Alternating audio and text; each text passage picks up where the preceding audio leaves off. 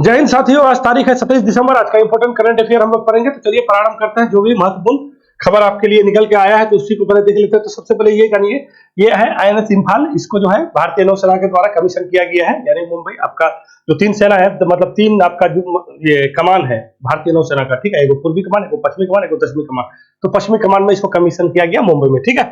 तो इसको अभी हम लोग बिल्कुल भी देखेंगे। ये प्रोजेक्ट बी के तहत बनने वाला तीसरा आपका जो है युद्धवंशक मतलब आपका पोत है, ठीक है। और बहुत हाई टेक्नोलॉजी है इसमें, ब्रह्मोस, आपका पराग, सारा चीज सिस्टम लगा हुआ है ना। दुश्मनों का छक्का छुड़ाने के लिए बहुत काफी है, ठीक है। जो इधर जो अभी गड़बड़ कर रहा है ना, देखे ना कि अभी अरब सागर में हम लोग का जो है एक जहाज था तेल टैंकर, वहां पे ड्रोन के द्वारा हमला हो गया है। तो इन सब चीजों को लेकर के बिल्कुल भी हम लोग को चाहिए क्या कि इस तरह का हम लोग के पास विध्वंसक युद्ध पोत हो जो दुश्मनों को आराम से खट्टा मजा दिखा सके, ठीक है। तो चलिए आगे आगे क्या है ना, ये है आपका मिड टेक मित्र योजना पहल शुरू किया है। मनसुख मांडविया हम लोग का स्वास्थ्य मंत्री है, ठीक है। तबियत भी ठीक नहीं है, समझे। तो उसी के द्वारा जो है आपका किया गया है ये, तो इसको भी हम लोग देख लेंगे। उसके बाद आइए वीर बाल दिवस। देखिए वीर बाल दिवस पिछले बार से ही मनाया जाता है, यानी 2022 से ही मनाया जाता है। कहानी है प्रकाश पर्व की 9 जनवरी की। तो मतलब प्रधानमंत्री मोदी जी जब गुरु गोविंद सिंह का प्रकाश पर्व था, उसी के मौके पे बोला कि हम लोग वीर बाल दिवस मनाएंगे। वीर बाल दिवस क्यों मनाएंगे अभी बताते हैं। सरसा नदी के किनारे जो है ना एक घटना हो गया था। उसी घटना में गुरु गोविंद सिंह का दो बेटा और उसकी माँ जो है गुरजीत देवी, उस दोनों को जो है मुगल सेना के द्वारा उसको पकड़ लिया गया था। तो ये कहानी है, अभी हम उसको अच्छा से आपको बताते हैं, ठीक है। तो फाइनली अंततः नांदेड़ में सिखों के 10वें गुरु गुरु गोविंद सिंह का क्या हो जाता है, मृत्यु हो जाता है, ठीक है। चलिए उसके बाद आगे देखिए, ये क्या है ना, अभी ये आपके लिए बहुत इंपॉर्टेंट है, इसको बिल्कुल भी जानिएगा। 1500 से अधिक तबला वादकों ने तबला वादन करके Guinness book of world record में नाम दर्ज किया गया है। इसको अवार्ड भी दिया गया है। तबला दिवस भी बनाने का घोषणा किया मध्य प्रदेश सरकार द्वारा। डॉक्टर मोहन यादव वहां के अभी मुख्यमंत्री बने, उसी के द्वारा ये कहा गया है। और तानसेन सम्मान भी दिया गया है, ठीक है। तो तानसेन सम्मान को भी हम लोग बिल्कुल भी देखेंगे। ग्वालियर में जानता है ना, संगीत की नगरी ग्वालियर को कहा जाता है। ये सारा चीज आपके लिए बिल्कुल भी महत्वपूर्ण होने जा रहा है, ठीक है। तो इस सब चीज को देखिए, अभी जानते हैं Guinness book of world record में शामिल होने के लिए तबला ये बहुत इंपॉर्टेंट है। और जानते हैं ना, ये शास्त्रीय संगीत है, जो भी हिंदुस्तानी शास्त्रीय संगीत हो या फिर जो भी है, ठीक है। तो ये हम लोग के लिए बिल्कुल भी एग्जाम के दृष्टिकोण से महत्वपूर्ण हो जाता है। तो चलिए शुरू करते हैं, हम लोग यहीं से शुरू करते हैं। नहीं चलिए वीर बाल दिवस से शुरू करते हैं।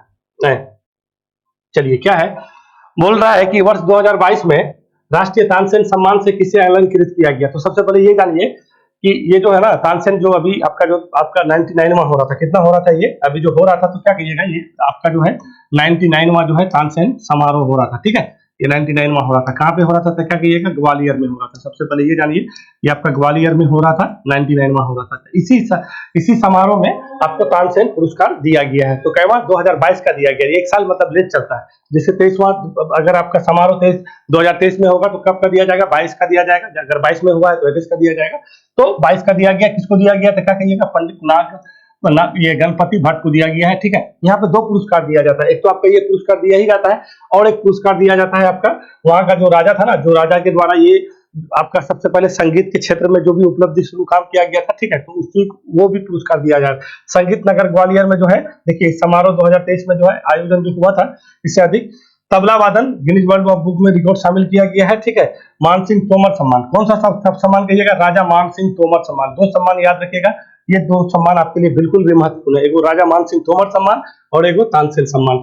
तो राजा मान सिंह तोमर सम्मान किसको दिया गया है, मालव लोक कला केंद्र को दिया गया है, ठीक है। ये दो याद रखिएगा। कहाँ पे हो रहा था, तो क्या कहिएगा, ग्वालियर में हो रहा था। देखिए इसके लिए इंपॉर्टेंट क्या है ना, आपके लिए ये इंपॉर्टेंट है कि ये जो शास्त्रीय जो भी संगीत है ना, ठीक है, और ये शास्त्रीय संगीत का ये आपका जो देख रहे हैं, ये हिंदुस्तानी जो शास्त्रीय संगीत है उससे संबंधित है। और इसका जो गायन शैली है ये ध्रुपद है, और सबसे ध्रुपद है, ठीक है। और ध्रुपद जो है सबसे पुराना शैली में आता है, ठीक है। तो इसको बिल्कुल भी याद रखिएगा। जब आप को पढ़ाएंगे, अभी बताते हैं हम, उसको भी बता ही देते हैं। तानसेन जी जब थे अकबर के दरबार में, और ये जो है ना आपका एक तरह से जो महल में आपका वो जो शैली होता था, गायन होता था, शास्त्रीय संगीत होता था, तो उसी का शैली था ध्रुपद, ठीक है। एक ठुमरी भी आता है, तो ठुमरी आपका यूपी में चलता है। बनारस घराने वाले लोग जो इस शैली का इस्तेमाल करते हैं तो उसको कहते हैं ठुमरी, और ये आपका ग्वालियर घराने वाले जो यूज करते हैं उसको ध्रुपद करते हैं। तो ध्रुपद शैली का है, हिंदुस्तानी शास्त्रीय संगीत है। तो ये ध्रुपद को याद रखिएगा। सबसे पुराना अगर शैली आपको पूछे कि गायन शैली में क्या है, तो क्या कहिएगा, ध्रुपद है, ठीक है। यहाँ तक बात क्लियर है। तो चलिए आता है तानसेन के बारे में थोड़ा सा जान लेते हैं, फिर उसके बाद मध्य प्रदेश के बारे में जानेंगे। चलिए यहाँ तो थोड़ा सा ये तो समझ गए। राजा मान सिंह तोमर पुरस्कार किसको दिया गया है, ये दो याद रखिएगा, राजा मानसिंह मालवा के लोक कला केंद्र को दिया गया है, और तानसेन सम्मान किसको दिया गया है, पंडित गणपति भट्ट को दिया गया है। और ये कहाँ हो रहा था, ग्वालियर में हो रहा था, ठीक है। क्या था, 99वां समारोह था, ठीक है। चलिए थोड़ा सा यहाँ पे हम लोग ले लेते हैं, इसके बारे में थोड़ा सा जान लेते हैं। इसके बारे में जानिएगा, सबसे पहले ये जानिए कि जो ग्वालियर में जो ये समारोह होता है तो क्यों होता है, तो ग्वालियर में ना यह जो तानसेन थे, तानसेन के बारे में थोड़ा सा जान लेते हैं, ठीक है। जिसका मूल नाम क्या था, रामतनु पांडे था, ठीक है। तो इसको बिल्कुल भी जानिएगा, आपके एग्जाम की दृष्टि से हम बात करते हैं, रामतनु पांडे जी को बिल्कुल भी याद रखिएगा। रामतनु पांडे इसका मूल नाम था, और तानसेन जो है इसका नाम बाद में पड़ा। तो ये वहीं के थे, ग्वालियर के थे, वहां पे उसका समाधि भी है। तो ये बचपन में थे ना, तानसेन का बचपन में 6 साल के वर्ष तक जो है इसके आवाज ही नहीं था, इसको 6 वर्ष की आयु तक जो है ये बोल ही नहीं पाते थे, ये बात जान लीजिएगा। तो इसके गुरु हुए हरिदास, ठीक है। तो हरिदास को याद रखिएगा, इसको प्रारंभिक गुरु कौन था, हरिदास था। तो हरिदास के पास आए, फिर ये अपना क्या करने लगे, बोलने लगे, फिर जाके आपका संगीत सीखने लगे। तो ये सारा चीज था। फिर ये चले गए कहाँ, तो और इसके एक गुरु हुए मोहम्मद गौस को याद रखेगा, इसका मुख्यतः गुरु मोहम्मद गौस को ही माना जाता है, ठीक है। तो मोहम्मद गौस को बिल्कुल भी जान जाइएगा, ठीक है। मोहम्मद गौस इसके गुरु थे, ठीक है, मोहम्मद गौस। तो ये बिल्कुल भी जानिएगा। और ये ना जब अकबर के बारे में जानते हैं, अकबर, चलिए थोड़ा सा अकबर को बता देते हैं फिर। तो अकबर जो है ना, जब गद्दी पे बैठा, अकबर का जन्म कब, अमरकोट में हुआ था। कब हुआ था भैया, 1542 में हुआ था। कहाँ पे पड़ता है ये, सिंध प्रांत में अमरकोट था, जो आज का पाकिस्तान है, वही ना है। 1542 में इसका जन्म हुआ अमरकोट में। और ये जो है आपका 1556 में गद्दी में बैठा। कब बैठा, 1556 में गद्दी में बैठा। कहाँ पे, कन्नौज में बैठा था। कन्नौज कहाँ पे पड़ता है, पंजाब में पड़ता है, वहीं पे गद्दी पे बैठा। फिर आपका पानीपत का युद्ध होता दूसरा। पहला पानीपत का युद्ध कितना, 1526 में, और दूसरा कितना, क्या 1556 में। तो वो दूसरा पानीपत युद्ध के बाद ये जो है कंप्लीटली गद्दी पे बैठता है। कन्नौज में उसका राज्याभिषेक हुआ था 1556 में, और इसका संरक्षक के रूप में बैरम खां था। बैरम खां को बिल्कुल भी जानते हैं, उस टाइम पेटीकोट का शासन था 1560 तक, ठीक है। जिसको महामंगा को पता है ना आप लोग को, महामंगा पेटीकोट का शासन मेन उसका, वही जिसको दाइमा भी कहते थे, अकबर उसको दाइमा कहता था, ठीक है। तो अकबर के 9 रत्न, अकबर के पास क्या था, 9 रत्न था। इतना जो भी चीज बोले हैं यहाँ से सब सारा चीज आपका इंपोर्टेंट है। 1542 में कहाँ पे जन्मा, तो क्या कहिएगा, तो अमरकोट में जन्मा था, ठीक है। सिंध प्रांत में पड़ता है, ठीक है, आज का पाकिस्तान है। तो गद्दी पे कब बैठा, 1556 में। कहाँ पे, कालौर में बैठा, पंजाब में पड़ता है। 56 में, बहुत कम वर्ष की आयु में बैठा था, इससे समझ जाइए, ठीक है। उसके बाद जो है ना, इसका संरक्षक के, जब छोटा उम्र का होगा तो संरक्षक के रूप में कोई ना कोई होगा, तो बैरम खाता। और यहाँ पे आपको महामंगा को याद रखिएगा, जिसको धायमा अकबर खाता था, उसी के अंडर में जो है ये शासन वासन चलता था। पेटीकोट का भी शासन कहा जाता है किसके, ये जो आपका अभी क्या, जो महामंगा था, महामंगा के अंडर जब तक ये शासन चला उसको पेटीकोट का शासन कहा जाता है। तो आपको कहेगा कि कौन ऐसा मुगल शासक था जिसके शासन में जो है पेटीकोट का शासन था, तो क्या कहिएगा, अकबर कहिएगा, महामंगा, या फिर धायमा भी कह सकते हैं, अकबर की धायमा थी वो, ठीक है। तो अकबर जो है ना, जब अपना जो है रूप में आया, रूप में आने के बाद जो है अपने दरबार में 9 रत्न रखने का परंपरा शुरू किया। 9 रत्न का मतलब क्या हुआ आपको बताते हैं। एक राजा हुआ करता था चंद्रगुप्त द्वितीय, जिसको विक्रमादित्य कहता है। आप गुप्त वंश में जाइएगा तो वो ना 375 में गद्दी पे बैठता है, और सबसे पहले जो है 9 रत्न रखने का परंपरा इसी ने शुरू किया गया था, ठीक है। गुप्त वंश के बारे में तो आप लोग जानते हैं, गुप्त संवत भी चला था 319-20 में, है कि नहीं है। तो एक राजा थे श्रीगुप्त, उसी के द्वारा आपका गुप्त वंश का स्थापना किया। फिर श्रीगुप्त के बाद घटोत्कच बैठा, घटोत्कच के बाद चंद्रगुप्त प्रथम, फिर समुद्रगुप्त, फिर आपका रामगुप्त नहीं, जब चला ही नहीं, फिर आपका चंद्रगुप्त द्वितीय बैठा, जिसका जो है गुप्त वंश का स्वर्णकाल भी कहा जाता है। तो इसी के कार्यकाल में जो ना आपका सबसे पहले 9 रत्न का परंपरा यहीं से शुरू होता है। तो अपने ये भी दरबार में 9 रत्न रखते थे। इस 9 रत्न में से एक आपका तानसेन थे, ठीक है। तो तानसेन को बिल्कुल भी जानिएगा। देखिए इतना तानसेन को लाने के लिए हम कहां से कहां तक आपके पास आए, तो आपसे यहाँ पे बहुत सारा क्वेश्चन भी बन गया होगा। तो तानसेन, इस 9 रत्न में कौन कौन था, थोड़ा सा इसको जान लीजिए। इस 9 रत्न में तो सबसे पहले आप क्या कहिएगा, सबसे पहले अबुल फजल था। अबुल फजल को जानते हैं, ठीक है, मैंने एक बार लिखा था अबुल फजल, क्या कहिएगा, अबुल फजल, ये अबुल फजल था, ठीक है। बैरम खां जानते हैं ना, इसी से संबंधित था अबुल फजल। फिर आपका फैजी था, क्या कहिएगा, फैजी था, ये सब बिल्कुल भी याद रखिएगा। तीसरे नंबर में आपका कौन हो जाएगा, टोडरमल था। दासाला बंदोबस्ती चलाया था टोडरमल, ठीक है, टोडरमल था, ठीक है, टोडरमल को याद रखिएगा, टोडरमल था। राजा मानसिंह था, क्या कहिएगा, राजा मानसिंह। देखिए ये सब बता इस वजह से रहे कि आपके परीक्षा के लिए ये सब बहुत पूछता है कि निम्न में से कौन अकबर के क्या थे, निम्न में कहेगा कि निम्न में से कौन अकबर के 9 रत्न में नहीं था, तो क्या कहिएगा, फंस जाइएगा।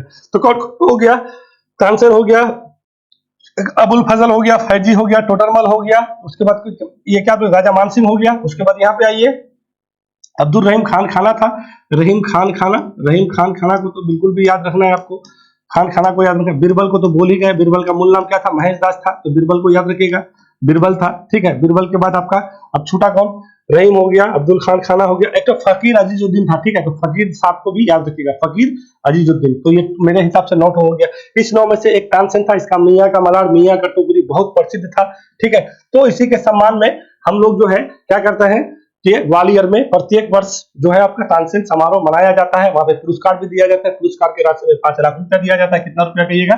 5 लाख रुपया दिया जाता है। और साथ में क्या कहिएगा, ग्वालियर का जो राजा थे, ठीक है, तो उसके राजा के भी नाम पे एक अवार्ड दिया जाता है, जिसमें 5 लाख रुपया और एक साथ में पुरस्कृत किया जाता है, ठीक है।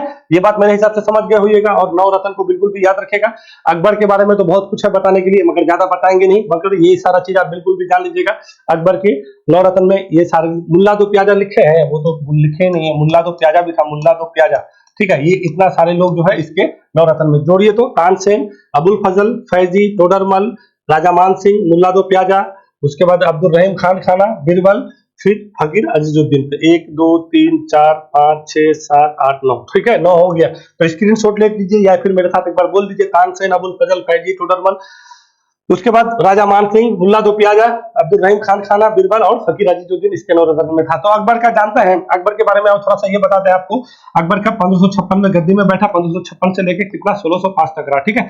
1605 में इसका अंतिम युद्ध जो था असीरगढ़ का युद्ध था, ठीक है। असीरगढ़ का जो है अभियान इसका अंतिम था। असीरगढ़ जानते हैं एमपी और यूपी के बॉर्डर में पड़ता है असीरगढ़। और 1605 में इसका मृत्यु हो जाता है। उसके बाद इसका बेटा कौन था? जहांगीर था, जिसको शेखू बाबा के नाम से, अगर कोई आपको पूछे शेखू बाबा किसका उपनाम था तो जहांगीर का था। फिर जहांगीर गद्दी में बैठता है, जहांगीर गद्दी में कब तक? 1627 तक रहता है। फिर इसका मृत्यु हो जाता है, तो फिर यहाँ पे आपका जाके आके बैठता है कौन? शाहजहां बैठता है, ठीक है। तो ये सारा चीज है, फिर आगे भी जाएंगे उत्तर। अभी चलिए और भी क्वेश्चन है यहाँ पे, जो भी क्वेश्चन है हम आपको यहाँ पे चीजें बता देते हैं, ठीक है। और एक पेज ले लीजिए। अब ये थोड़ा सा मध्य प्रदेश के बारे में। तो मध्य प्रदेश के बारे में जो अभी आपको जो भी बता रहे थे, अभी मध्य प्रदेश क्या है ना, मध्य प्रदेश में सबसे पहले ये जानिए कि मध्य प्रदेश में जो आपका ग्वालियर में हो रहा है, इसको क्या कहते हैं? म्यूजिक सिटी के रूप में जाना जाता है। क्या कहिएगा? Music city. ये क्यों कहा जाता है? तो यूनेस्को का जो है ना एक सूची निकाला जाता है, आपको अभी बताए थे। तो अपने कौन म्यूजिक सिटी नामित किया गया ग्वालियर को, और एगो आपका साहित्यिक साल घोषित किया था कोझिकोड को। तो ये दोनों याद रखिएगा, एगो ग्वालियर को और एगो कोझिकोड को यूनेस्को के इसमें दिया गया है, ठीक है। और ग्वालियर में जो है ना आपका हमेशा से पुरानी चीज, वहां का किला जो है ना बहुत फेमस रहा है, ठीक है। तो वहीं पर तानसेन का मकबरा भी है। अगर आपको कुछ पूछेगा कि तानसेन का मकबरा कहाँ है, तो क्या कहिएगा? ग्वालियर में ही है। चलिए मध्य प्रदेश के बारे में थोड़ा सा आते हैं। मध्य प्रदेश को थोड़ा देख लीजिए, क्योंकि मध्य प्रदेश में भी बहुत कुछ है। मध्य प्रदेश के नए मुख्यमंत्री कौन बने हैं? तो डॉक्टर मोहन यादव बने हैं। कितना वहां पे विधानसभा सीट है? तो क्या कहिएगा? 230 है। कितना लेके आया बीजेपी? 163। कांग्रेस कितना लाया? 66। वहां के मुख्यमंत्री कौन बने हैं? डॉक्टर मोहन यादव। तो डॉक्टर मोहन यादव जो वहां के मुख्यमंत्री बने हैं, तो ये और वहां के जो है एगो और नेता है, ठीक है, नाम सुने होइएगा उसका, सिंधिया जी हैं। उसी दोनों के द्वारा जो तबला को जो है आपका क्या तबला दिवस घोषित किया, कितना तारीख को था? क्या कहिएगा? 25 दिसंबर को, ठीक है। और Guinness book of world record में किया गया कि 1500 से अधिक तबला वादन करवाया गया वहां पे। जब गया तो वहां पे आपको ये चीज करने के लिए मोहन यादव भी गए थे, और साथ में आपका सिंधिया जी भी थे। तो ये याद रखिएगा। तबला कहेगा कि तबला दिवस कब मनाते थे? क्या कहिएगा? 25 दिसंबर को। आप देखिए मुख्य कोई तबला वादक भी 2-4 आदमी का नाम याद रखिएगा, ठीक है। इससे अल्लाह रखा खा आपको मिलेगा, अल्लाह रखा खा है, ठीक है। उसके बाद कौन है? उस्ताद जाकिर हुसैन है, ठीक है, जाकिर हुसैन भी है, ठीक है, जाकिर हुसैन भी है, ठीक है। उसके बाद आपका कौन है? आपका किशन महाराज भी है, ठीक है। ये सब जो है, जो भी आदमी का नाम बोल रहे हैं ना, ये आपका बहुत महत्वपूर्ण है। किशन महाराज भी है। तो ये लोग इतने सारे तबला बजाते हैं। और तबला दिवस कहा जाता है कि तबला का विकास जो है कोई अमीर खुसरू था, वो अमीर खुसरू नहीं समझिएगा, सल्तनत काल का अमीर खुसरू, ये कोई दूसरा अमीर खुसरू थे, ठीक है। 18वीं सदी की बात है, उसी के द्वारा करवाया गया था, ठीक है। अब कितना सच्चाई है नहीं पता है, जो किताब में मिलता है वही आपको हम बताते हैं, ठीक है। तो चलिए देखिए, यहाँ पे है आपका मध्य प्रदेश, इसको समझ जाइए। ये मध्य प्रदेश है आपका, ये आपका है मध्य प्रदेश। ये बहुत बड़ा, छत्तीसगढ़ से कटा ना 2000 में, तो ये आपका बहुत बड़ा मध्य प्रदेश है। ये मध्य प्रदेश, छत्तीसगढ़ 26वां राज्य बना था, कट करके मध्य प्रदेश से ही कटा था 2000 में। कल भी आपको बताए थे। बिहार कटा था, बिहार से कट के झारखंड बना था, छत्तीसगढ़ के मध्य प्रदेश से कट के छत्तीसगढ़ बना, और यूपी से कट के उत्तराखंड बना। 2000 में 3 राज्य बना था, ठीक है। और 2014 में एक राज्य बना आपका, कौन सा? तेलंगाना, आंध्र प्रदेश से कट के। यहाँ तक आपको पता होना चाहिए। तो ये मध्य प्रदेश है। मध्य प्रदेश के ग्वालियर में ये आपका होता है। देखिए मध्य प्रदेश में 2-3 चीज यहाँ पे आपको बिल्कुल भी याद रखेगा। मध्य प्रदेश का जो है, ये जो आपका पर्वत श्रृंखला है, सतपुरा श्रेणी, ये आपका बहुत महत्वपूर्ण है, जो 3 पर्वतों का श्रेणी से बांधा हुआ है, ठीक है। तो सबसे पहले वो आपका ये कौन सा? पिपलगढ़, ठीक है। उसके बाद आपका फिर ये आपका महादेव श्रेणी, फिर आपका मेघालय पर्वत, ये कई पर्वत श्रेणियों में विभाजित है। तो इसका सबसे सर्वोच्च चोटी जो है वो आपका कौन है? धूपगढ़ है, ठीक है। तो यहाँ पे बिल्कुल भी याद रखेगा। और पंचमढ़ी भी यहाँ का जो है माना जाता है, पंचमढ़ी को भी सर्वोच्च चोटी नहीं है, ठीक है। उसका मुकुट कहा जाता है पंचमढ़ी को। तो सबसे ऊंची चोटी धूपगढ़ है, और यही चीज जो है अमरकंटक से आपका यहाँ पे नर्मदा नदी निकलता है, ठीक है। तो नर्मदा और सोन निकलता है, तो सोन नदी इधर आता है आपका झारखंड से होते हुए फिर इधर आ जाता है, ठीक है। और अब नर्मदा नदी आपका यहाँ से निकलता है और निकल के यहाँ पे खंबात की खाड़ी में आके क्या बनाता है, मोहना बनाता है। और ये मोहना क्या, ये क्या कहिएगा, ये कभी भी जो है क्या ये आपका जो है ना एस्चुरी ये बनाता है, ठीक है। ये नदी दो चीज, एक डेल्टा होता है, एक एस्चुरी होता है। तो डेल्टा कभी नहीं बनाता है। तो जो भी नदी अगर आपका अरब सागर की तरफ जो भी नदी अपना मुहाना बनाता है या जाके गिरता है, तो वहां पे डेल्टा का निर्माण नहीं होता है, क्या कहिएगा, एस्चुरी का निर्माण होता है। क्योंकि इधर ढलान अधिक है, इधर गादवाद नहीं है समुद्र में, एकदम डायरेक्ट यहाँ आता है समुद्र का भी लहर और पानी का भी लहर आके यहाँ पे कोई भी चीज जमा नहीं होता है, उसी वजह से उसको क्या कहते हैं, एस्चुरी कहते हैं। तो मेरे हिसाब से यहाँ पे बिल्कुल भी बात समझ गए होइएगा। मध्य प्रदेश से संबंधित जो महत्वपूर्ण, देखिए मध्य प्रदेश में तो बहुत कुछ है बताने के लिए, अगर बताते रहेंगे तो बताते ही रह जाएंगे, मगर ये जो महत्वपूर्ण चीज है जो हमेशा आपको एग्जाम में पूछा जाता है, मध्य प्रदेश की सबसे ऊंची चोटी कौन सा है, धूपगढ़ को तो बहुत बार पूछा जाता है। उसके बाद मेघालय रंग का सबसे सर्वोच्च चोटी अमरकंटक है, अमरकंटक से दो नदी निकलती है, ठीक है। और ये ऊपर ये कौन सा पर्वत, ये जो पहाड़ी है, ये ऊपर वाला ये वाला पहाड़ी विंध्याचल पहाड़ी है ये, ठीक है। ये सतपुरा है और इसी के बीच जो है ये नदी क्या करता है, बहता है, ठीक है। तो ये आपको पता होना चाहिए, ठीक है। चले, मेरे हिसाब से एमपी के भी बारे में आपको थोड़ा मोड़ा चीज हम बता ही दिए हैं। अब देखिए एमपी से संबंधित जो है ना, यहाँ पे कुछ कुछ आपका त्योहार हमेशा होता रहता है, बहुत कुछ होता है। तो ये सब चीज आप लोग जानते ही होइएगा, और जो पुराना चीज हो जाता है वो आपको फिर पूछता भी नहीं है, इसी वजह से उसको हम नहीं बताएंगे। तो क्या कहिएगा, 99वां विश्व संगीत तानसेन समारोह 2023 का आयोजन किया जा रहा है। इसमें क्या 1500 से अधिक तबला वादन करके विश्व रिकॉर्ड बनाया गया है, और इसको आपका किसमें रखा गया था, क्या कहिएगा, Guinness book of world record में शामिल किया गया। इसको अवार्ड भी दिया गया था, कौन, तो तबला दिवस कब बनाएंगे, मोहन यादव के द्वारा, ठीक है। भारतीय उपमहाद्वीप में जो है हिंदुस्तानी शास्त्रीय संगीत का सबसे पुराना शैली कौन, ध्रुपद है, जो बता दिए। ध्रुपद है, ठुमरी है, और बहुत सारा जैसे बनारस घराना है, ग्वालियर घराना है। तो ये सब जो भी बात कर रहे हैं हम ग्वालियर घराना की बात कर रहे हैं, बनारस घराने की बात नहीं कर रहे हैं। ये सब शास्त्रीय संगीत है सारे। चले, तो तानसेन को तो लगभग लगभग आप लोग समझ ही गए होंगे, ठीक है ना। तो तानसेन, ये तानसेन का मियाँ की मलाड, मियाँ की चौकड़ी, ठीक है, ये याद रखिएगा। अकबर के दरबार पे रहता था, है कि नहीं है, तो अकबर के दरबार से संबंधित है, तो बिल्कुल भी जानना है। अब आइए वीर बाल दिवस कब मनाया जाता है, तो वीर बाल दिवस ने अभी मनाया है 26 दिसंबर को। देखिए हुआ क्या था ना, कि जब प्रकाश वर्ष मना रहे थे हम लोग, ठीक है, 2022 में 9 जनवरी को गुरु गोविंद सिंह का प्रकाश वर्ष था। तो उसी टाइम वो ये प्रधानमंत्री मोदी जी बोले थे कि हम लोग क्या करेंगे, वीर बाल दिवस मनाएंगे। क्यों बनाएंगे भाई, तो गुरु गोविंद सिंह जी उसके 2 पुत्र थे। तो आपको थोड़ा सा ऐतिहासिक चीज लेके चलता है, क्योंकि चीज ऐसे पढ़िए अगर घुमा फिरा के कहीं से भी क्वेश्चन आएगा तो वो आपका, ठीक है। तो ये घटना है उस समय का 1700 के शुरुआत का घटना है, ठीक है। एक सिरसा नदी था, ठीक है। तो सरसा नदी को याद रखिएगा, सरसा नदी को जब पार किया जा रहा था, ठीक है। क्योंकि देखिए आपको बता देते, बिलासपुर के राजा का और गुरु गोविंद सिंह का बनता नहीं था, उसके पिता के ही समय से। तो ज्यादा दूर नहीं जाएंगे, आपको सिर्फ हम टू द पॉइंट में लेके आता है। बनता नहीं था, तो वो मुगल सेना से, उस टाइम मुगल का गद्दी पे औरंगजेब बैठा हुआ था, और वहां का जो भी रीजनल जो मुगल का जो प्रशासन था, तो उससे सहायता मांगा, और यहाँ पे बहुत ज्यादा लड़ाई बड़ाई हुआ, युद्ध हुआ। इसी युद्ध में ये गुरु गोविंद सिंह जो है आनंदपुर साहिब से यहाँ से निकल रहे थे, तो एक बीच में नदी था सरसा नदी। तो सरसा नदी के पास अपने 4 पुत्र और अपना 2 बीबी, ठीक है, और उसके जो है माता गुरजी देवी, ठीक है, उसके साथ निकलना था। तो इसी में 2 बेटा उसका फतेह सिंह और जोरावर सिंह को यहाँ से जो है मुगल सैनिक के द्वारा क्या कर लिया जाता है, उठा लिया जाता है। याद रखिएगा ये सरसा के युद्ध, और साथ में उसकी माँ थी, ठीक है, माता गुजरी देवी, ठीक है। तो ये बिल्कुल भी याद रखिएगा, यहीं से तो इसको उठा लिया जाता है। फिर इसका अंत में वहां के जो राजा थे उसके द्वारा बोला कि सब बच्चे को क्या कर दिया गया, चुनवा दिया गया, ठीक है।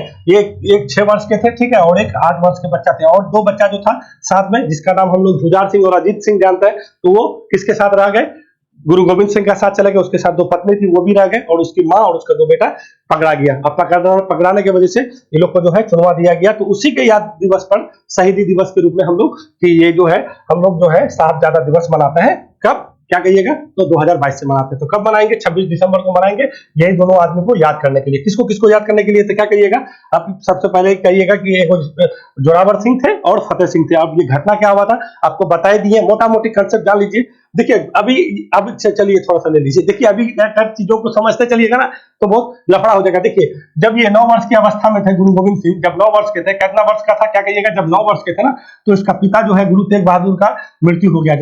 मृत्यु क्या हो गया, औरंगजेब के द्वारा जो है इसको हत्या करवा दिया गया था। आप लोग जानते हैं तेग बहादुर थे इसका पिता, ठीक है। तो गुरु गोविंद सिंह का जन्म पटना साहिब में हुआ था, ठीक है, पटना साहिब में हुआ था। कब हुआ था भाई, तो 1666 में कहिएगा, ठीक है। 1666 में जब 9 वर्ष की अवस्था में था, तो इसका पिता का मृत्यु हो गया। 1675 में जो है ये गुरु बने, ठीक है ना, 1675 में गुरु बने। उसके बाद फिर सारा चीज चला हमेशा संघर्ष चलता रहता। तो वहां का एक राजा था, पहाड़ी राजा, पहाड़ी राज का राजा था, ठीक है, बिलासपुर उस टाइम कहा जाता था, ठीक है।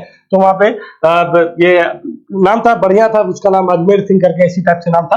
आप लोग जानते होइएगा, नहीं जानते होइएगा तो गूगल कीजिएगा तो मिल जाएगा। तो उसी राजा से बनता नहीं था, इसी हाथी दान में मांगा था, बोला कि हाथी दे दो, तो ये गुरु गोविंद सिंह देने से मना कर दिया था, ठीक है। तो उन लोग को दोनों के बीच में तसल था, और इसी चीज का फायदा उठाते हुए वो जो पहाड़ी राजा जो बिलासपुर का करे, वो मुगल सेना से सहायता मांगा, और मुगल सेना को सहायता भी किया, और इसी बीच में युद्ध हुआ, बहुत सारा युद्ध हुआ, ठीक है। तो इस युद्ध में क्या होता है कि फाइनली सिरसा के युद्ध में सरसा जो नदी था वहीं पे जो है ये सारा चीज घटना हुआ। फिर क्या हुआ, आपका उत्तराधिकारी का युद्ध होता है। तो 1699 में एक चीज थोड़ा सा जान लीजिएगा, 1699 में खालसा पंथ का स्थापना करवाया था। खालसा पंथ तो बिल्कुल भी याद रखिएगा, खालसा पंथ का स्थापना किसने करवाया था, तो क्या कहिएगा, गुरु गोविंद सिंह ने करवाया था। कब, 1699 में। उसके बाद ये जो है ना, जो 5 शब्द जो क से शुरू होता है, करा, कंघा, कच्छा, ये ना था, ये 5 की अपने नाम के अंत में सिंह लगाना है। उसके बाद 5 जो क से शुरू होता है, 5 चीज अपने पास रखना है। क्या कहिएगा, सबसे पहले क्या क्या, केस नहीं कटवाना है, दाढ़ी नहीं कटवाना है, करा रखना है, कंघा रखना है, कच्छा रखना है, और किरपान रखना है। तो 5 क को याद रखिएगा, इससे आपको अगर कभी भी पूछेगा तो बिल्कुल भी आप यहाँ से ले जाइएगा उठा के, ठीक है।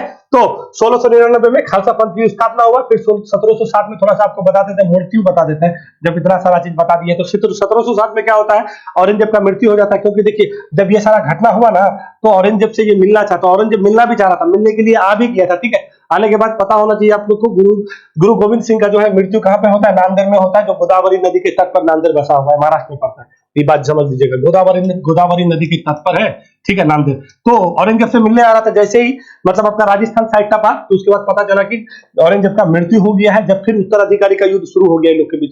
तो औरंगजेब का कुछ बेटा था, ठीक है, मुअज्जम, आजम, कामबख्श, ठीक है। तो इसी बीच में जो मुअज्जम था, जो बाद में बहादुर शाह जफर के नाम से जो है गद्दी पे बैठा आपका, तो बहादुर शाह जफर, ये मुअज्जम जो है किससे, गुरु गोविंद सिंह से सहायता मांगा कि मेरा जो उत्तराधिकार का युद्ध है इसमें हमको सहायता कीजिए। तो गुरु गोविंद सिंह सहायता भी किया था। तो मुअज्जम का सहायता करने के उपरांत जो है, जो आजम है और कामबख्श है, तो इन लोग को साइड करने के लिए अपने गुरु गोविंद सिंह का जो सेना था वो उसको सपोर्ट करता था। और इसी सपोर्ट के चक्कर में वहां एक वजीर खान हुआ करता था। वजीर खान 2 आदमी को भेज दिया गया, और भेजने की वजह से 1707 में उसको क्या कर दिया, यहाँ पे जो है चाकू भोंक दिया, ठीक है। चाकू भोंकने की वजह से आपका जो है फाइनली 1708 ईस्वी में जो है गुरु गोविंद सिंह का क्या हुआ, मृत्यु हो जाता है, ठीक है। तो थोड़ा थोड़ा अब देखिए, हम हिस्ट्री तो पढ़ा नहीं रहे, बस सिर्फ आपको कहानी समझाने के लिए इतना तो अगर बात समझ गया होइएगा, तो समझ गया होइएगा कि गुरु गोविंद सिंह का मृत्यु कहाँ पे हुआ, तो क्या कहिएगा, आपका महाराष्ट्र में हुआ था, नांदेड़ में हुआ था, जो गोदावरी नदी के तट पर बसा हुआ है। कब हुआ था, 1708 में। क्यों हुआ था, तो आपको बता दिए हैं कि जब मुगल औरंगजेब से मिलने के लिए आ रहा था, ये सारा जब बात हुआ, ये जब घटना हुआ, क्योंकि आपको बताया, जोरावर सिंह हो या फतेह सिंह हो, इन लोग को जब मार दिया गया, जब पता चला कि ऐसा मुगल सेना ये सब गलत काम ऐसा इस टाइप से कर रहा है, ठीक है।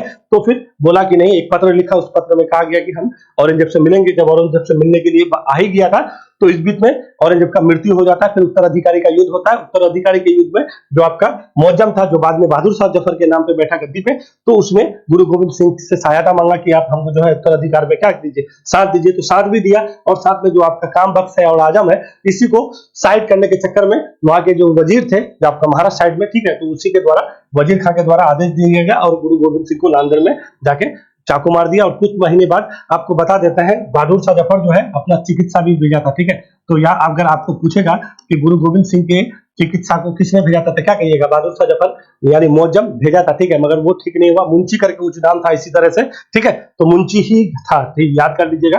तो उसको भेजा, बट फाइनली ठीक नहीं हुआ। 1708 ईस्वी में मृत्यु हो गया। और उसने कहा कि आज के बाद गुरु परंपरा नहीं होगा, अब जो भी गुरु होगा गुरु ग्रंथ साहिब। तो गुरु ग्रंथ साहिब क्या है, तो गुरु ग्रंथ साहिब के बारे में बता देते हैं। गुरु ग्रंथ साहिब गुरु अर्जुन देव गुरु के 5वें गुरु थे, ठीक है। इसको जहांगीर के द्वारा हत्या करवा दिया गया था, ठीक है। तो गुरु अर्जुन देव को जो है ना, गुरु अर्जुन देव द्वारा गुरु ग्रंथ साहिब का संकलन किया गया था। तो इसको याद रखिएगा। सिखों के पहले गुरु गुरु नानक थे, ठीक है। सिखों के दूसरे गुरु गुरु अंगद, जो गुरुमुखी लिपि चलवाया था। सिखों के तीसरे गुरु गुरु अमरदास, फिर गुरु रामदास, फिर गुरु अर्जुन देव, फिर गुरु तेग बहादुर, फिर आपका गुरु तेग बहादुर के बाद हर राय, फिर हर किशन, फिर गुरु आपका तेग बहादुर क्या बोले, हर गोविंद है ना, गुरु मतलब गुरु अर्जुन देव के बाद हर गोविंद है, फिर हर राय है, फिर हर किशन है। फिर सिखों के 9वें गुरु गुरु तेग बहादुर हुए, जिसका मृत्यु कर दिया किसके द्वारा, जहांगीर, ये आपका औरंगजेब के द्वारा। फिर अंतिम गुरु आपका गुरु ये थे। तो इसी के 4 बेटे थे। जब ये जो मारा गया था, ये 2 बच्चा, इसको जो शहीद कर दिया था, तो चुनवा दिया था। इसको याद रखिएगा, फतेह सिंह और जोरावर सिंह। ये सरसा नदी के किनारे का घटना था। देखिए बहुत लंबा ले लिए आपको, मेरे हिसाब से सब कुछ कट टू कट हम बता दिए हैं, इतना अच्छा से बताया है। यहाँ पे आपको कहानी बना देते हैं, ठीक है। तो कहानी से आपको बहुत सारा चीज समझ में आ जाना चाहिए, ठीक है। खालसा पंथ तो समझ ही गए हैं, वीर बाल दिवस समझ गए, 9 जनवरी को प्रकाश पर्व मनाते हैं। तो सिखों के 10वें गुरु कौन हो गए? गुरु गोविंद सिंह होगा। इस बार कहाँ पे मनाया जा रहा था? भारत मंडपम में। क्या कहिएगा? भारत मंडपम में होगा था ये, भारत मंडपम में, ठीक है ना। ये बहुत प्रदर्शनी भी लगवाया गया था, मोदी जी भी गए हुए थे, बच्चे से संवाद भी किए। तो ये याद रखिएगा, 6 वर्ष की अवस्था में और 8 वर्ष की अवस्था में सेना, मुगल सेना के द्वारा बहुत जबरदस्त लड़ाई चला था। ये लड़ाई सरसा नदी के किनारे रात के टाइम पार हो रहा था और मुगल सेना जो है वहां पे पकड़ लिया था। तो 2 बच्चा और उसकी मां माता गुजरी, याद रखिएगा। तो गुरु गोविंद सिंह के पिता कौन हो गए? गुरु तेग बहादुर। और इसके जो फारसी वारसी का शिक्षा दीक्षा गुरु गोविंद सिंह का पटना से ही हुआ था। तो इसको भी थोड़ा सा आप लोग जान लीजिएगा। चले आगे बढ़े। चलिए, हम जो भी चीज बताते हैं तो भैया बहुत अंदर तक चले जाते हैं, ठीक है। अब ये स्टेल्थ गाइडेड विध्वंसक युद्धपोत आईएनएस इंफाल को किस नौसैनिक डॉकयार्ड में कमीशन किया गया है? तो पहले ये बात जानिए कि देखिए, आपका जो है ना, अब आपका पहले जो दिल्ली सरेनी था, ठीक है, फिर आपका कलकत्ता सरेनी हुआ, फिर उसी तरह से आपका जो है अभी ये विशाखापट्टनम का सरेनी। ये क्या है ना, ये आपका युद्धपोत बनाया जाता है। युद्धपोत क्यों बनाया जाता है भाई? समुद्री सुरक्षा के लिए हम लोग को जरूरी है। जो भी हम लोग का समुद्र है, हिंद महासागर है, उधर अरब सागर है, इधर बंगाल की खाड़ी है, तो इसको सुरक्षा तो चाहिए। तो इसी को जो है ना, ये हाई टेक्नोलॉजी है। जो आपका जो है कलकत्ता सरेनी था या दिल्ली सरेनी था, उनमें से भी ये सारा डेवलप है। इसमें बराक लगा सकते हैं, ब्रह्मोस लगा सकते हैं, इसमें सारा टेक्नोलॉजी फिट है, लेस है, पूरा ऐसा युद्ध मतलब विध्वंसक युद्धपोत है कि ये बहुत हाई टेक्नोलॉजी है। और ये कौन सा आपके कहिएगा कि श्रेणी क्या बना हुआ है? तो क्या कहिएगा, एक श्रेणी था आपका विशाखापट्टनम, विशाखापट्टनम श्रेणी। इसके तहत जो है ना, विशाखापट्टनम श्रेणी के तहत आपको क्या 4 गो विध्वंसक युद्धपोत बनाना था, ठीक है। जिसमें से आपका कौन कौन था? तो सबसे पहले विशाखापट्टनम कहिएगा, फिर आपका क्या बोलता है, आप 4 गो तो छबे था, 4 गो, उसके बाद विशाखापट्टनम हो गया, उसके बाद मार्मुगांव हो गया, इम्फाल हो गया और एक सूरत हो गया। तो 4, ये तीसरा है। ये कौन सा है? तीसरा है, याद रखेगा, तीसरा है इम्फाल है। और इसको अक्टूबर में दिया गया था। फिर ये अपना सारा चीज परीक्षण करने के बाद आपका फाइनली युद्धपोत को जो है आपका मुंबई नौसेना में कमीशन कर दिया गया। तो नौसेना के बारे में जानिए, हम लोग का नौसेना प्रमुख कौन है? तो हरि कुमार है, ठीक है, हरि कुमार है। तो हरि कुमार जो है ना, हरि कुमार है। और कल जो है मुंबई में वहां पे वो भी गए थे, कौन? हम लोग का रक्षा मंत्री कौन थे भैया? राजनाथ सिंह है। तो नौसेना अध्यक्ष हरि कुमार है। नौसेना का 3 मुख्यालय, मतलब 3 कमान में बांटा हुआ है, ठीक है। तो पहला कमान कहिएगा पश्चिमी कमान। तो पश्चिमी कमान जो है आपका कहाँ पे? मुंबई में है। और दक्षिणी कमान कहेगा तो क्या कहिएगा? आपका दक्षिणी कमान कहाँ पे है? आपका विशाखापट्टनम में है, ठीक है। दक्षिणी कमान विशाखापट्टनम है। और विशाखापट्टनम क्या बोल रहे हैं भाई? गड़बड़ बोल रहे हैं। ये पश्चिमी कमांड हो गया, ठीक है। पश्चिमी कमांड आपका मुंबई में है, ठीक है। और पूर्वी कमांड विशाखापट्टनम है, पूर्वी कमांड। और दक्षिणी कमांड जो है ना, दक्षिणी कमांड जो है आपका ये कहाँ पे है? तो क्या कहिएगा? विशाखा यानी कोच्चि में है, ठीक है। दक्षिणी कमांड कहाँ पे है? कोच्चि पे है। तो ये 3 कमांड याद रखिएगा। तो इसको जो दिया गया है कौन सा कमांड में? पश्चिमी कमांड में इसको कमीशन किया गया है आईएनएस इसको इम्फाल को। देखिए इम्फाल का क्या सबसे खूबी है? खूबी यह है कि पूर्वोत्तर राज्य के नाम पर पहला कोई विध्वंसक युद्धपोत बनाया गया है, ठीक है, ये याद रखिएगा। और प्रोजेक्ट 15B के तहत ये तीसरा आता है। अब कहिएगा कि प्रोजेक्ट 15B तो ए भी है। देखो एक प्रोजेक्ट 15A भी है, इसको बनाया गया था, प्रोजेक्ट 15A भी है। इसके तहत जो है ना आपका आईएनएस कोलकाता है, आईएनएस चेन्नई है और आईएनएस कोच्चि है। तो 3 को उसमें याद रखिएगा। प्रोजेक्ट 15A जो है आपका कलकत्ता श्रेणी में आता है। प्रोजेक्ट 15B के तहत आपका 4 बनाना है। 4 में से पहले कौन? विशाखापट्टनम, फिर मार्मुगांव, फिर तीसरा आपका इम्फाल है और चौथा जो है सूरत है। तो ये तीसरा विध्वंसक युद्धपोत है जो आपको कल ही जो है कमीशन कर लिया गया है। तो बिल्कुल भी इसको याद रखिएगा। अगर आपको पूछ देगा कि कौन श्रेणी के तहत है आपका, क्या स्टेल्थ गाइडेड विध्वंसक युद्धपोत क्या होता है, इसमें बराक है, आपका ब्रह्मोस है, क्या है, नहीं है, ये सारा चीज आपको पता होना चाहिए। अगर नहीं पता होगा तो फिर आप क्या करिएगा? फंस जाइएगा, ठीक है। तो इसका निर्माण किसके द्वारा किया गया? तो मजगांव डॉक शिप बिल्डर्स के द्वारा किया जाता है, जो मुंबई में है, ठीक है। तो जो इसका आप क्या कहिएगा? आईएनएस इम्फाल का निर्माण किसके द्वारा किया गया है? तो क्या कहिएगा? Mazagon Dock Shipbuilders Limited. कहां पे है ये? मुंबई में है। चले आगे बढ़े, चलिए आगे बढ़ते हैं। अब आइए, मेडटेक मित्र योजना पोर्टल का शुभारंभ किसने किया? तो मेडटेक समझ जाइए कि देखिए मेडटेक मित्र योजना क्या है ना, ये मनसुख मांडविया के द्वारा जो है इसका क्या कर दिया, क्या कहां पे मनसुख मांडविया है भाई? मनसुख मांडविया जी के द्वारा जो है इसका आपका उद्घाटन किया गया, मतलब लॉन्च किया गया है। और ये हम लोग के स्वास्थ्य मंत्री हैं। इसका देखिए कहानी क्या है ना, आपको बताता है। जो स्वास्थ्य के क्षेत्र में जो भी हम लोग स्वास्थ्य का जो भी स्वास्थ्य संबंधित जो भी हम लोग सामान मंगाते हैं, विदेश से मंगाते हैं, 80% अभी भी जो है आपका 80% इंस्ट्रूमेंट विदेश से ही आपका क्या आयात होता है, इस बात जान लीजिए। तो इसके तहत है ना आपका जो है ना 100 देश में 2047 तक बोला है कि हम लोग जो है लगभग सारा चीज हम लोग अपना देश में ही हम इसका क्या करेंगे? निर्माण करेंगे। और स्वास्थ्य क्षेत्रों में इन सब चीजों को सुधार के लिए ये आपका मिडटेक मित्र योजना या पोर्टल, ठीक है, इसको लॉन्च किया गया है। ये बहुत इंपॉर्टेंट है स्वास्थ्य क्षेत्र के लिए। अभी कोरोना आया हुआ है ना, देख रहे हैं कितना परेशान किए हुआ है। कौन है भैया वो जो अभी आया है, JN1 है ना, JN1 ही तो है, JN1 ही है, ठीक है, JN1 ही है। इसको हम पढ़ाए हैं आपको, ठीक है।